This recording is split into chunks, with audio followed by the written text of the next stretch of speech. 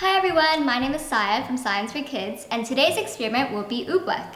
For this experiment, you need a measuring cup, food coloring, cornstarch, a popsicle stick or something to stir with, water, and a bowl. Start by scooping 1 cup of cornstarch into your bowl.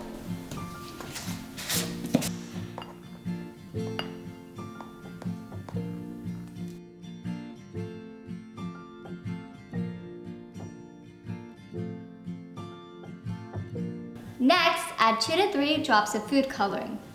I'm going to use blue.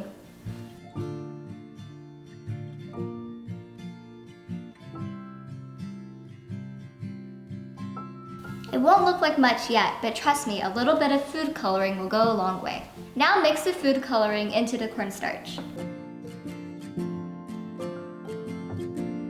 Now, slowly pour in a cup of water.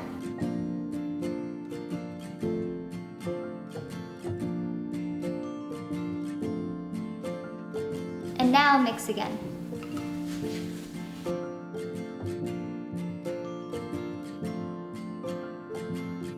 Keep stirring until some of the cornstarch can be picked up and it melts off your spoon.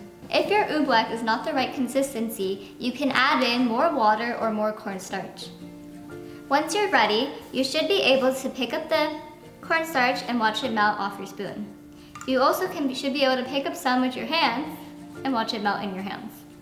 So now you can play with your oobleck and have lots of fun playing with it and trying to see how it changes from a solid to a liquid. So how does this experiment work? Oobleck is similar to quicksand. So when you move it quickly, it resists the motion and turns into a solid. But when you move it slowly, it becomes a liquid. The name Oobleck comes from the book Bartholomew and the Oobleck, which was written by Dr. Seuss. That's all for this experiment. See you next time. Thank you.